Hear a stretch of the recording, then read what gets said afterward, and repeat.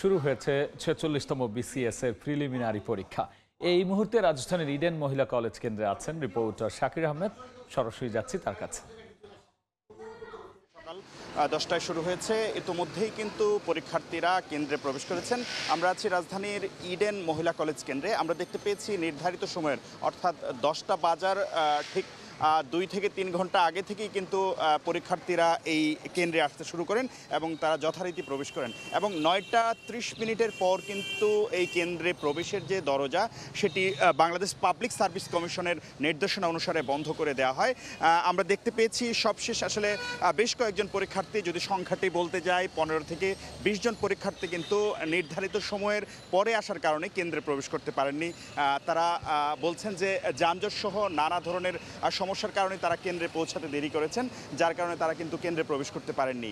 আর একটু যদি বলতে যাই, এই 46তম বিসিএস এর যে প্রাথমিক বাছাই পর্ব অর্থাৎ প্রিলিমিনারি পর্বে কিন্তু 3,38,000 পরীক্ষার্থী কিন্তু অংশগ্রহণ করছেন। পাশাপাশি এই পরীক্ষায় মাধ্যমে 3,140 জন আসলে বিসিএস ক্যাডার নিয়োগ করা হবে। তো সেই হিসাবে প্রতি আসনের বিপরীতে 100রও বেশি পরীক্ষার্থী বা প্রতিদ্বন্দ্বী কিন্তু আজকের যে এই চাকরি পরীক্ষার যুদ্ধ সেটিতে অংশগ্রহণ করছেন।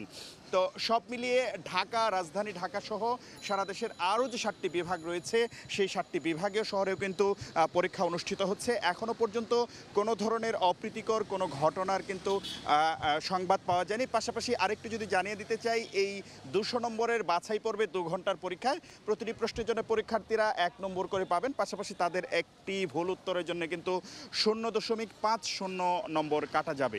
আর এই যে পরীক্ষার্থীরা আজকের যে পরীক্ষা অংশগ্রহণ করছেন সেই 46তম বিসিএস এর পদ বা ফলাফলে যদি জায়গাটিতে আমরা যদি যাই, সেখানে 3,140টি পদের মধ্যে সবচেয়ে বেশি পদ রয়েছে কিন্তু স্বাস্থ্য ক্যাডারে।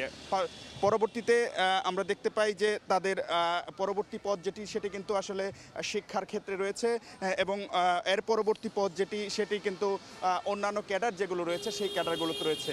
তো সব মিলিয়ে আজকের যে পরীক্ষাটি সেটি অনুষ্ঠিত হচ্ছে এবং পরবর্তীতে আসলে লিখিত পরীক্ষা এবং ভাইবার মাধ্যমে বাংলাদেশ পাবলিক সার্ভিস কমিশন তাদের যে বিভিন্ন ক্যাডারের যে প্রার্থী রয়েছে সেই চূড়ান্ত বাছাই করবে বাংলাদেশ পাবলিক সার্ভিস কমিশন। তো এই ছিল রাজধানীর ইডেন মহিলা কলেজ থেকে 46তম বিসিএস এর প্রিলিমিনারি পরীক্ষার যে খবরাখবর সেটির সর্বশেষ।